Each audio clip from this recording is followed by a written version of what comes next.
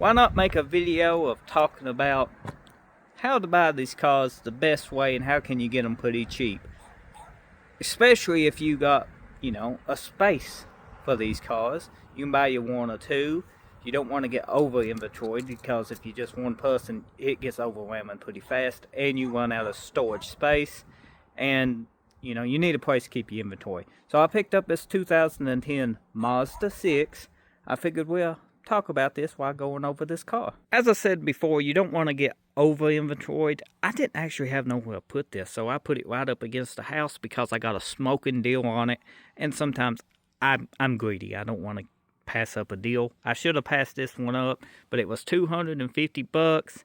The airbags is out on it. It took a bad hit in the front. The engine runs good. The transmission's good. I can test everything. These doors is from another car I parted out a while back, ML 320, so don't mind them. I just got them sitting here. I'm trying to get them under my,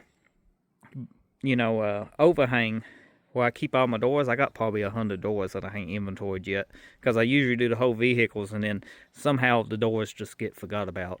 But I'm trying to get these in the dry here in a day or two. I got all the switches and door panels off of them, so they shouldn't hurt. It's both pretty much just the grass and the wiring harness and some latches. But I like to keep these in the dry. And I don't hardly sell whole doors. I might start in the future, but I found out that I can inventory them and keep more room by just gutting them. Maybe I just start selling the bare shells if they're in good shape. This car, you can tell, they ain't a straight body panel on this car. Maybe the passenger door. I done inventoried this, don't mind the pizza box. Done listed the hinges. They wasn't very expensive, maybe $30 after shipping fees. You might make 25 or so. This rubber trim, you might overlook this if you knew, but this rubber here goes bad over time, and a lot of this ain't reproduction, especially for these cars, so this sells really good. It was in good shape. I listed it. This also gets damaged. There's a little latch that goes here on these cars, any car that's got a trunk, and if it takes a wind hit, this latch will get bent. These will sell. Not very expensive, but every dollar adds up. Taillights sell. This car taillights sell about 40 to 50 bucks a piece. I done sold the driver's side about 2 days after listed. The passenger side ain't sold yet as of making this video. I not pretty much looked up these yet. These might be worth something. If they not worth a lot, I'll probably just leave them for the scrap yard. The passenger side fender ain't no good. I do sell fenders. They ain't too bad to ship, but you got to keep them short, because there is a size limit on length. And if you don't, you go over that, then you pretty much get penalized. So local pickup most of the time on fenders, unless they super short. This one, I probably won't ship it. I would do local pickup only. Doors totaled. The grass ain't no good. The window switch is good. Sounds like the motor's doing motor stuff, so I need to list that. Inside, the radio works. Everything works. Airbags are deployed. I don't sell airbags on eBay, but you can go through a thing to get on the list to be able to sell that stuff. I just don't do it. I stay away from them. The seats are beautiful.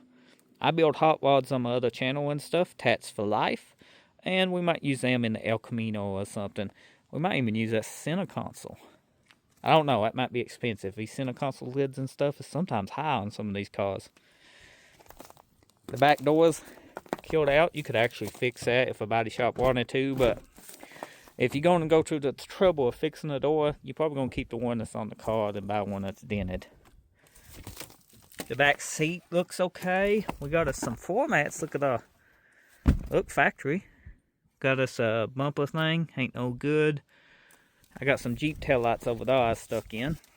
Did a newer Jeep to the Halos or something, and that's the factory lights. Need to list them. I forgot I had them. I'm not going to start this up. You can see the rollback and stuff in the background. Actually bought another rollback. It makes 2 rollbacks and 2 records that I own now. I started with 0. Then I had 3 rollbacks, and I sold 2 of them. And I had a record.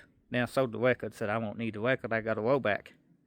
And more of the story is, I wanted another rollback with a steel bed because that one's got aluminum, and you will kill the aluminum out if you drag these up on any sort of bed that ain't steel. So if you in the market for a rollback, you dealing with these Savage cars and they ain't got rims and tires, and you're going to actually scrap them once you're done with them, look for a rollback with a steel bed. That way it can be patchable and it ain't going to damage anything. It's easy to weld. Same with a car trailer, metal car trailer for these. Wood one, if you try to drag one up on the rim and stuff, the ball joints get in the wood and stuff, and just tears it all to hell.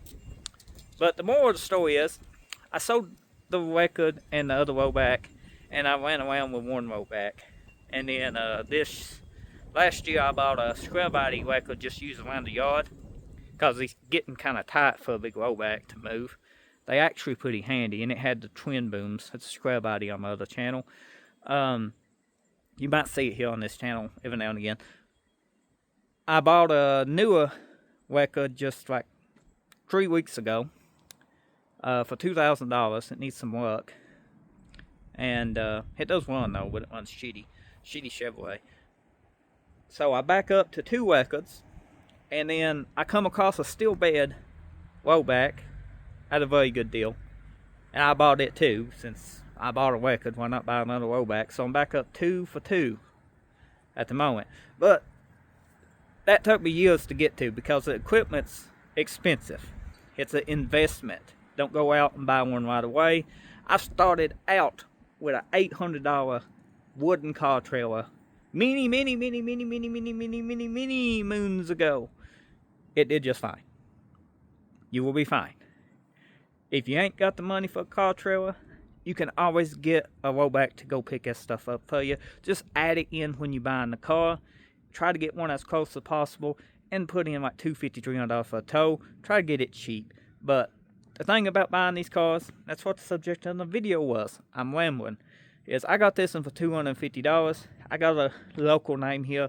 Before I go to the scrapyard, they usually contact me. And the more you do this, more people will get a hold of you and spread the word around. Not a lot of people has got the means to haul to the scrapyard. So they either going to give them away to get them out of the way, or they're going to pay somebody to haul them to the scrapyard, and they don't make no money. So if you got a way to go get them, get the word out that you buy cars, you can pick this one up. I got it, like I said, for $250. I think I said that. And a set of rims. They needed a set of 6-lug Chevy rims. And I had a set of the aluminum ones. The rims is salt killed them over the years and stuff, and they leaking, and just had to air them up all the time. So I traded the rims off of another car that I bought. That was, hey, for the scrapyard. And $250. Helped them out, helped me out. This is totaled. Only thing it's good for is either parts or the scrapyard. And if I didn't get it, it would have been at a Pepsi can by now. And this is that tow truck I was just talking about, the new one. Check it out. Fancy. Needs some love. Anyway, if you ain't got a way, go get it. Find a way. If you're new at this, if you got the room for it. If you ain't got the room for it, maybe ask the person before they haul it to the scrapyard, if you could give them like a couple $100 and just come pick it over. Most people agree to that too. If you ain't got room for one of these, then you can do that. That's just how it is. And a lot of these cars, depending on your state, you got to have paperwork. So be sure to get a bill of sales and all that with it. Or if it's got paperwork, just make sure everything's good. And that way, the junkyards and stuff, when you do haul them, they got something to go by. And always keep up with your paperwork. It's what I got to tell you. Because if you buy these cars, every bit of it's a tax write-off. You don't want to pay on your gross income. You just don't. It's not smart. If you make $90,000 to $100,000 a year, how much did you have to spend to make that? If you don't keep that down, you're going to pay the whole 90, because that's how write-offs work. Equipment's a write-off. Stuff you got to put into your equipment is a write-off. The car you buy is a write-off. eBay fees if you sell online is a write-off. Bank account fees is a write-off. You just need a good CPA. Don't do your taxes yourself. I don't care what anybody tells you. if you're doing a business, if you're doing anything like that or trying to make a business, track you down a CPA, keep up with your tax write-offs, make sure that's what's legal to use, and you'd be surprised what a business can write off. Also, my advice I can give you is to use your equipment. Don't buy it with cash. Build your credit up. Get you a credit card. Run everything on the credit card. Buy your equipment with debt. Use debt to buy everything you can. And then pay the debt back. Tax write-off. Because you pay cash for this. That's depending on what it is. But use your debt. Use your credit to buy stuff. Use the stuff that you bought with it to pay it back off. You know, that's what debt's for. It ain't made to go out buy a PS5 or made to go out and buy a fancy dinner or Christmas presents. A lot of people use it for stuff like that, which I ain't gonna hate. But instead they could buy maybe a trailer to pull behind them, and that trailer could make them more money. I just see debt as a way to make money. If you're going to use debt, use it to buy something that makes money. Don't use it as something that takes money out of your pocket. You have to buy, have to keep paying it. Just like buying a new car, new truck, $60,000 or so. That's crazy. $2,000 truck. It runs like shit. Put another 1,000 in it. Fix it. 2013. It's pretty much gone. It got in a wreck too. Hoods for sale on the busy automotive store. The frame's great on it. Hard to find on these trucks. That ain't for sale yet. I'm trying to get it on parted out. The engine done gone. Transmission done gone. These trucks, they a little bit more expensive, but they worth buying. Trust me. If you find one of these newer 2013s with a good frame under it, the frame can make your money back. They eat out. So something I always check for. I don't know about you. What's your take on it? If you're starting out, let me know if you found this video helpful. Any of this is advice, so if you need a video on a topic, let me know. I try to make it what I can. And just know that don't depend on just online sales. Try to get your name out local.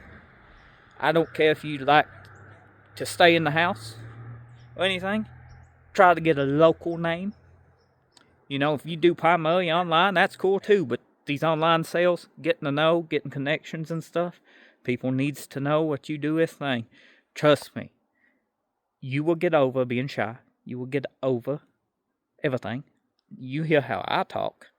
I gave up on that a long time ago. It's fine. Money don't care. Money don't care if you can talk. Money don't care if you can speak English. Money don't care what color your skin is. Money don't care what gender you are. If you provide a service, you bring value to the market, it don't care. So don't worry about it. Don't overthink this. If you want to start this, start today, not tomorrow. Don't wait like most of my friends I try to help to get in this. Oh, what if I would lose money? You're going to. It's part of the business. It's just business. I lose money all the time on stuff. It ain't like you ain't going to lose money. What are you going to do if you just hang on to the money? It's not worth what it was the year before because of inflation and stuff. You save $10,000 for 5 years, that $10,000 ain't worth $10,000 no more. Maybe 8. Buy assets. But what I'm saying, start today, not tomorrow. Don't wait. Start your eBay account. Find maybe old parts you got around the house. Contact some friends. See what they got laying around. Some doors and stuff. And list. And also, one key tip. I should charge you for this, but I'm not going to. Especially if you like the video and comment. You need inventory. Don't think you're going to make sales every day with $100. You're not going to. At least 500 to make sales every other day, maybe a day, of decent, basic car parts. 1,000, it's hard to do one person. You ain't going to see no friends. You ain't going to go party on the weekends. You're going to do this 24/7. But it's going to pay itself off in 4 or 5 years. You might can hire somebody then. Just list as many as you can. Get you a basic store, $40 on eBay, and then list till you hit that 1,000, and then upgrade to about $100 store, which is 10,000 items. And then if you get bigger than that, hell yeah. Try to get cars that you can test engines and stuff, and transmissions, and list them too. Put them in a dry place. Do not store them outside. Do not cover them with a tarp. You go out 2 months, they destroyed. Either put a hood over them as soon as you can, change the oil, turn them over by hand, make sure they run good, and list them. Local pickup, people will drive. I had people from Georgia drive here to get engines, and everybody used to say, how can you sell them so cheap? Well, I get a $300 car. If that engine's $1,300, I sell it for $8. I do not care. I made money. Customer saves money. But I used to get impounds a lot too.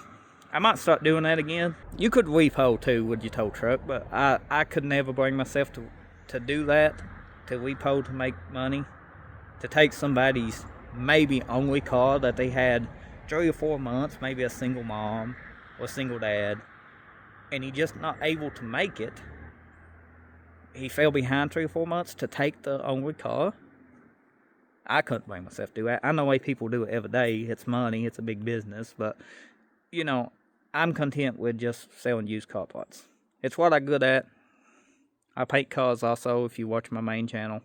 But I did body work on insurance, insurance work and stuff. We paid them back and stuff. Do what you're good at. Stick with one thing. I'm good at painting. I'm good at selling used car parts. And I found out that if I concentrate on one thing, your income triple instead of trying to do 20 different things. So if you want to sell used car parts, sell used car parts. You want to paint cars? Paint cars. But I'm going to tell you, it's less work and more money in used car parts.